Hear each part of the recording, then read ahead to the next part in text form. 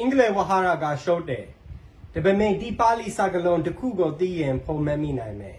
နော်ဒီဟာကပါလာအတေပဲဥကောင်ခွန်ဒါပေမဲ့ပါဠိနဲ့အင်္ဂလိပ်ဘယ်လိုဆိုင်လဲဆိုတော့အင်္ဂလိပ်စကားကပါဠိစကားနဲ့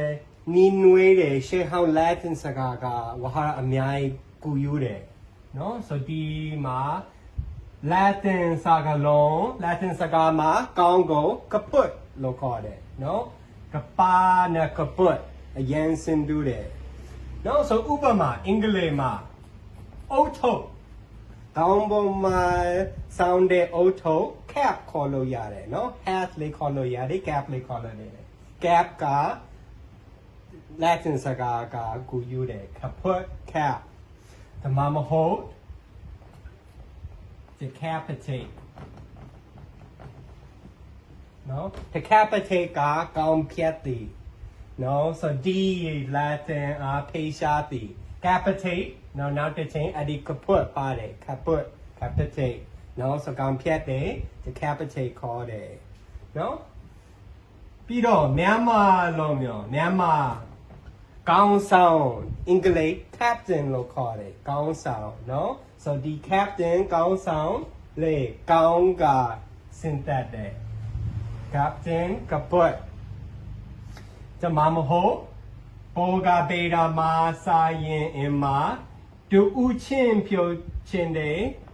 per capita လို့ခေါ်တယ်ดูอุชิน per capita နော် so ဒီ capita နော်တစ်ကောင်းချင်းလို့မျိုးပြောတယ်ကပုတ်ကจะมาโมโห capitulate အရှုံးပေးသည်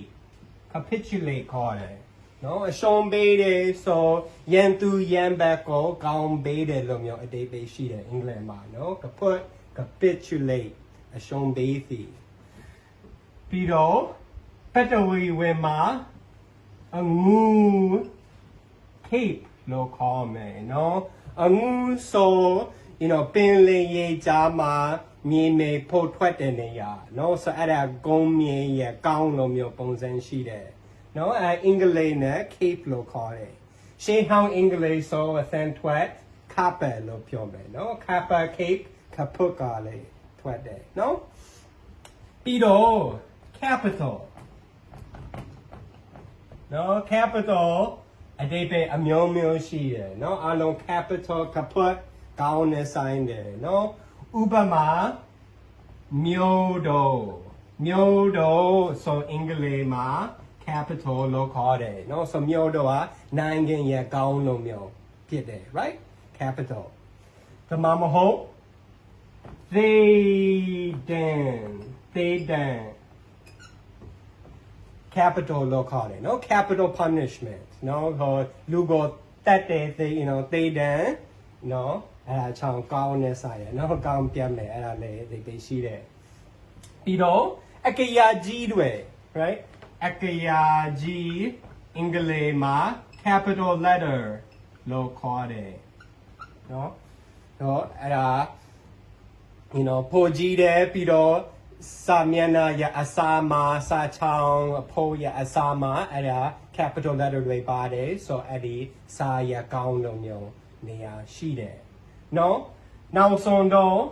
အရင် right အရင်ငွေရည်ကြေးရည်နဲ့ပတ်သက်အရင်အင်္ဂလိပ်လေး capital လို့ခေါ်တယ်။ပါချောင်းလေးဆိုတော့ရှေးဟောင်းတုန်းကဆိုဒမ်ဖို့အရှိဆုံးပိုင်းတဲ့ဖြစ်စီတွေကကောင်းတွေနော်နွားတွေမြင်းတွေအဲ့ဒါဒမ်ဖို့အထားဆုံးဖြစ်စီတွေနော်ဆိုကိုငွေရည်ကြေးရည်ကိုရင်းရတွဲနေတဲ့အချိန်အော်ဘယ်နှကောင်းရှိလဲနော်အဲ့ဒါချောင်းလေးမြန်မာစကားကောင်းပြီးတော့ the race and တစ်ကောင်းနှစ်ကောင်း right တကယ်အဲ့ဒီစကားလုံးတွေနဲ့စင်တူတယ်နော်ယဉ်နီးတယ်ဆိုအင်္ဂလိပ်လေးအဲ့ဒါချောင်းအရင်ကောင်းလို့မျိုးအလုံး Latin ကပုတ်ကစင်တက်လာတယ်ပါဠိကပါလာနဲ့စင်တူတယ်ပြီးတော့အင်္ဂလိပ်ကဖြစ်တဲ့စကားကနေလေဝါဟာရအများကြီးကူယူတယ်နော်ဖြစ်တဲ့စကားကဆို Latin စကားကစင်တက်လာတဲ့ဘာသာစကားဒါဆို Latin ဖြစ်တဲ့စင်တူတယ် ဒါပေမဲ့ Latin အတန်အချိုပြင်သစ်စကားပြောင်းလေတယ်ဥပမာ Latin cup အတန်ပြင်သစ်မှာချခါကွေရပင်လိုမျိုးချအတန်နဲ့ပြောတယ်နော်ဒါဆိုကပွတ်နဲ့စင်တူတဲ့အင်္ဂလိပ်ဝဟာရပြင်သစ်ကလေးရှိတယ်ဥပမာ chapter နော်ဆိုစာအုပ်အခန်းကို chapter ခေါ်တယ် right ပြီးတော့အဲ့ဒါအခန်းအပေါ်မှာကောင်းစင်ရှိတယ်နော်အဲ့ဒါစာရကောင်းလို့မျိုးဆိုမြန်မာလေးအဲ့လိုမျိုးတွေရှိတယ်အင်္ဂလိပ်လေး chapter ကပွတ်ကနေပြောတယ်နော်နောက်တဲ့ဥပမာက chaperone ဆိုတာ attain နော်ဥပမာ party ပွဲရ chaperone party ပွဲရ attain အဲ့ဒါ chap ဆိုခအတန်ချအချီဖြောင်းတယ် chaperone ကပွတ်ပါဠိကပလာကပြင်သစ်ကနောက်တစ်ဖြောင်းလေးတဲ့အတန်တစ်ခါတလေက Latin p အတန်ပြင်သစ် f အတန်အချီပြောင်းတယ်နော်နှစ်ခုစလုံးနှုတ်ခမ်းနဲ့ထွက်တဲ့အတန်တွေနော်ဆိုစင်တို့တယ် p ဒါဆိုအင်္ဂလိပ် chief လေးကောင်းဆောင်အဓိပ္ပာယ်ရှိတယ်ဒါမှမဟုတ်အကြီးအကဲအဓိပ္ပာယ်ရှိတယ်နော်ဆိုကောင်းဆောင် captain လိုမျိုး chief တကယ်ကနော်ခချပြောင်းတယ် p ပြောင်းတယ်နော်ဆိုဒီလေ Latin ကပွတ်ပါဠိကပါကစင်တက်လာတယ်နော်ဒါမှမဟုတ် chef နော် chef ကစပုံမူနော်ဆို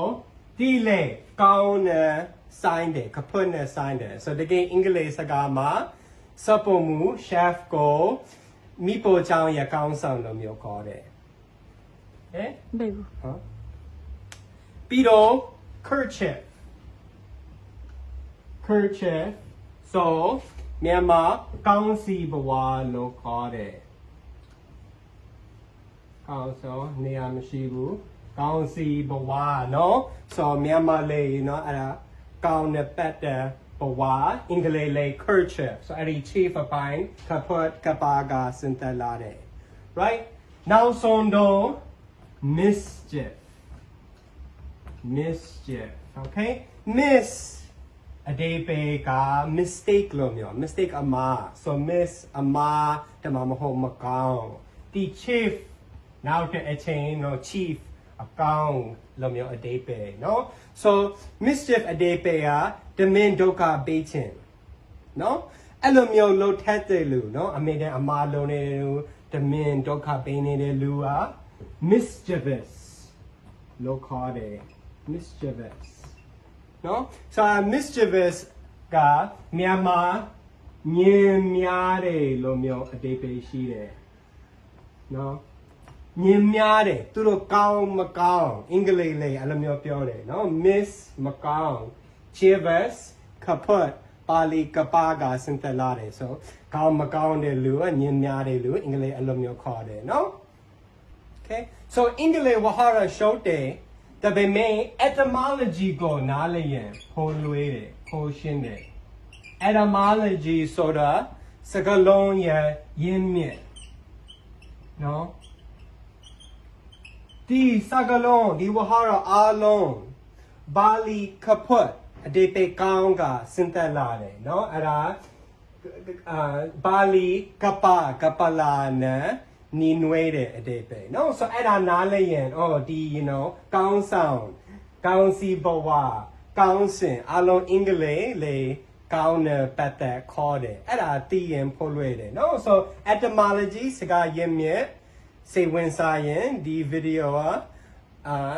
တုံးဖို့ကောင်းရင် comment ပေးဒါဆိုဆရာနောက်တဲ့ etymology နဲ့ပတ်သက် video တွေရိုက်ပေးလို့ရတယ်ကျေးဇူးပါ